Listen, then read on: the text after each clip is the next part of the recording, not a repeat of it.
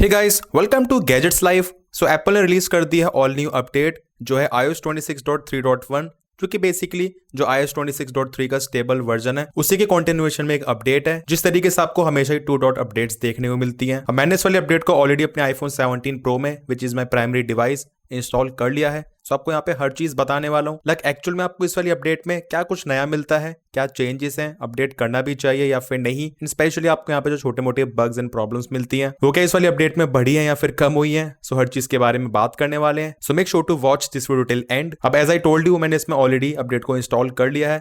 सबसे पहले हम बात करेंगे अपडेट के साइज की। अब एज यहाँ पे 2 डॉट अपडेट है जिसका साइज बहुत ज्यादा नहीं रहता है। सो दैट्स व्हाई आप देख सकते हैं मेरे इस आईफोन 17 प्रो में जो अपडेट का साइज है वो है अराउंड 906 MB, जबकि इसमें ऑलरेडी पहले iOS 26.3 का स्टेबल वर्जन चल रहा था। उसके बाद यहाँ पे अपडेट का साइज इतना है। बट हाँ, इन केस अगर आपके आईफोन में जो iOS 26.3 के पहले जो वर्जन्स थे वो चल रहे हैं, उस केस में आपको यहाँ पे अपडेट का साइज अच्छा खासा देखने को मिलेगा, क्योंकि उस केस में फिर यहाँ पे जो iOS 26.3 है जो कि काफी मेजर अपडेट थी, फिर उसके बेसिस पे आपका आईफोन इस वाली अपडेट में इंस्टॉल करेगा। नेक्स्ट बात करते हैं बिल्ड नंबर की। सो iOS 26.3 में यहाँ पे जो बिल्ड नंबर था वो था 23D127 एंड अभी हम देख लेते हैं बिल्ड नंबर जो कि डेफिनेटली चेंज हो चुका है। ये हो चुका है 23D8133। अभी स्टोरेज की बात करें तो यहाँ पे वो स्लाइटली इंक्रीज हो गई है। एज यहाँ पे आप देखेंगे जो अवेलेबल स्टोरेज है वो है 113.16 GB एंड जो कि अपडेट करने से पहले थी 112.39 GB। एंड ऐसा इसी वजह से क्योंकि यहाँ पे जो सिस्टम एंड iOS डेटा उसमें थोड़ा बहुत चेंज हुआ है। एज यहाँ पे आप देखेंगे अपडेट करने से पहले जो सिस्टम डेटा वो था 11.11 GB एंड बात करें अभी, सो यहाँ पे आप देखेंगे जो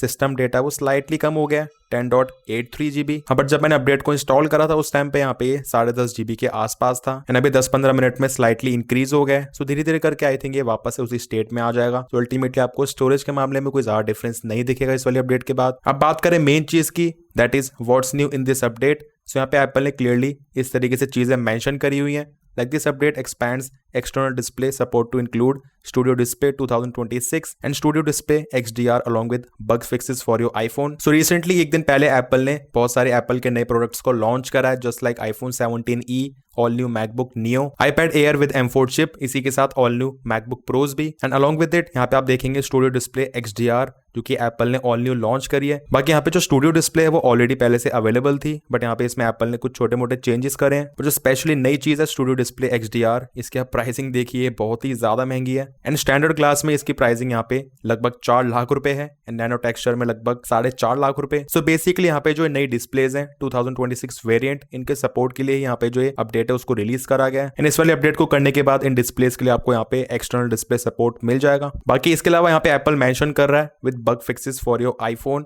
अब यहाँ पे किस तरीके से बग फिक्सेस की एप्पल बात कर रहा है उसको एप्पल ने यहाँ पे मेंशन नहीं करा है। सो आपके आईफोन में जितने भी छोटे मोटे अननोन ग्लिचेस प्रॉब्लम्स चल रही थी, लाइक किसी भी चीज के रिगार्डिंग, अब चाहे वो कैमरा एप्लीकेशन, फोन एप्लीकेशन, इसी के साथ मे बी नेटवर्क के रिगार्डिंग, सो यहाँ पे जितनी भी चीजें चल रही थी उसको एप्पल ने कहीं ना कहीं इंटरनली फिक्स करने की कोशिश करी है इस वाली अपडेट के बाद। अब वैसे तो iOS 26.3 की अपडेट बहुत ही ज्यादा शानदार थी, मतलब वहां पे जो परफॉर्मेंस है काफी स्मूथ थी पुराने अपडेट्स के मुकाबले एंड मुझे पर्सनली वो अपडेट काफी पसंद आई। बट अभी रिसेंटली कुछ दिनों से यहाँ पे कुछ छोटे मोटे बग्स ग्लिचेस नोटिस होना स्टार्ट हो ही गए थे। लाइक यहाँ पे इस तरीके से ऐप लाइब्रेरी में सर्च करने पे थोड़ा बहुत एक डिले सा आ रहा था एंड इसी के साथ स्क्रॉल करने पे कुछ यहाँ पे ग्लिचेस एंड लैग्स नोटिस हो रहे थे। तो अभी यहाँ पे इस वाली अपडेट को इंस्टॉल करने के बाद वो तुरंत ही एकदम ठीक हो गया, एकदम ये नॉर्मल परफॉर्म कर रहा है। इसी के साथ काफी सारे लोगों को यहाँ पे जो कीबोर्ड का लैग है ये भी नोटिस हो रहा था।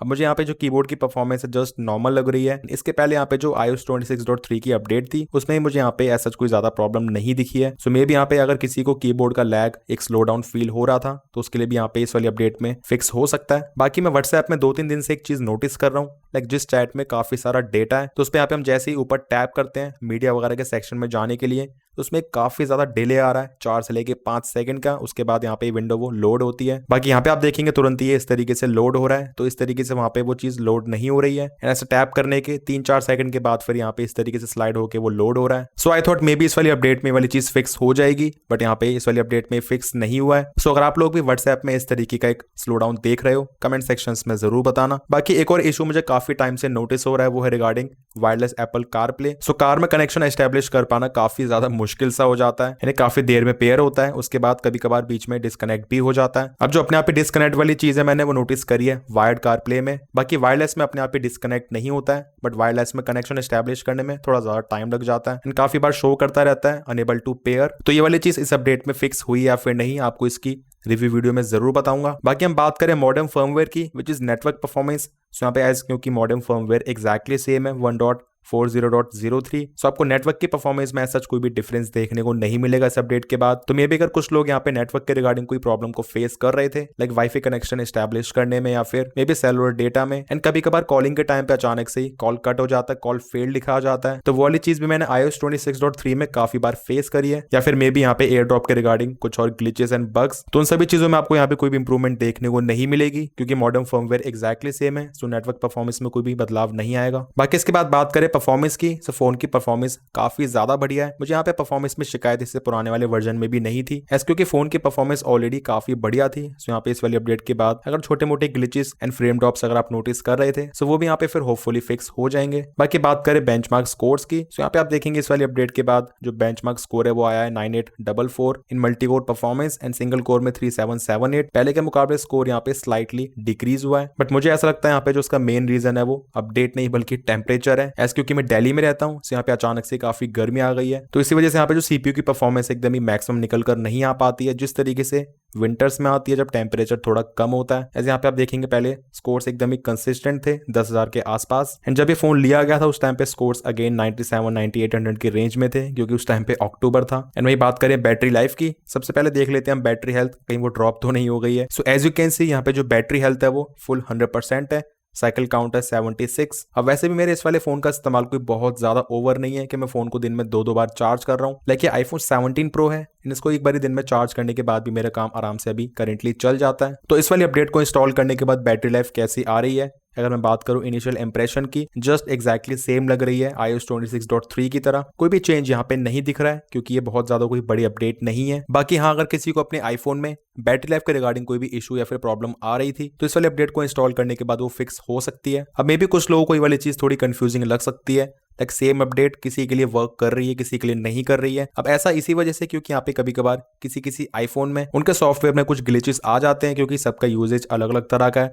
हम किस तरह के एप्लीकेशन इस्तेमाल कर रहे हैं, वेब ब्राउजर में कौन सी वेबसाइट वगैरह ओपन कर रहे हैं, एंड इसी के साथ फाइल शेयरिंग में किस तरीके से डेटा ट्रांसफर कर रहे हैं किसी के साथ, काफी सारे फैक्टर होते हैं। सो उसी वजह से सॉफ्टवेयर में कुछ ग्लिचेस प्रॉब्लम्स आ सकती हैं, एंड जब भी हम अपने आईफोन को अपडेट करते हैं एंड किसी नए वर्जन को इंस्टॉल करते हैं देन उस केस में हर चीज काइंड ऑफ एकदम ही फिक्स हो जाती है क्योंकि यहाँ पे अपडेट फ्रेश तरीके से इंस्टॉल होती है आपके आईफोन में, एंड बैकग्राउंड में जितनी भी छोटे मोटे क्लटर्स या फिर गार्बेज फाइल्स होती हैं वो क्लीन अप हो जाती हैं। तो इसी वजह से सेम अपडेट किसी के आईफोन में ज्यादा डिफरेंस दिखा सकती है, बट जिसका आईफोन ऑलरेडी सही चल रहा है कोई भी ज्यादा ग्लिचेस वगैरह नहीं है तो उसके लिए यहाँ पे कोई ज्यादा डिफरेंस फिर नहीं दिखेगा। बाकी इसके बाद आता है मेन क्वेश्चन कि आपको इस वाली अपडेट को इंस्टॉल करना चाहिए। I would say definitely yes, क्योंकि अपडेट करने में कोई भी बुराई नहीं है, एंड आपके आईफोन में डेफिनेटली कुछ छोटी मोटी इंप्रूवमेंट्स ही होंगी, एंड अगर इंप्रूवमेंट नहीं भी होती है देन उस केस में जो छोटे मोटे बग्स वगैरह वो तो फिक्स हो ही जाएंगे। तो आपको डेफिनेटली इस वाले अपडेट को अपने आईफोन में इंस्टॉल कर लेना चाहिए। आपको कुछ टाइम के बाद जो iOS 26.4 है वो भी आपके आईफोन्स में देखने को मिल जाएगी जिसमें आपको काफी सारे नए फीचर्स मिलेंगे। एंड बात करें इस वाले अपडेट के बाद नेक्स्ट अपडेट कौन सी आने वाली है, सो मे बी इसके बाद एप्पल रिलीज कर सकता है iOS 26.3.2 जिसमें कि अगेन काफी ज्यादा छोटे चेंजेस रहेंगे, एंड वो भी एक काइंड ऑफ बग फिक्स करने वाली अपडेट होगी। एंड देन उसके बाद iOS 26.4 का फाइनल स्टेबल वर्जन आपको देखने को मिल जाएगा, या फिर मे बी एप्पल इसके बाद डायरेक्टली ही iOS 26.4 की अपडेट रिलीज कर सकता है। बाकी जिन लोगों ने ऑलरेडी अपडेट कर लिया है कैसा एक्सपीरियंस है कमेंट सेक्शंस में जरूर बताना। वीडियो पसंद आया इन्फॉर्मेटिव लगा तो make sure to like this video, channel पर news make sure to subscribe this channel along with bell icon. कोई भी डाउट्स है फिर क्वेरीज हैं you can ask in the comment sections. मिलते हैं मेरे नेक्स्ट इन्फॉर्मेटिव वीडियोस में, टिल देन टेक केयर।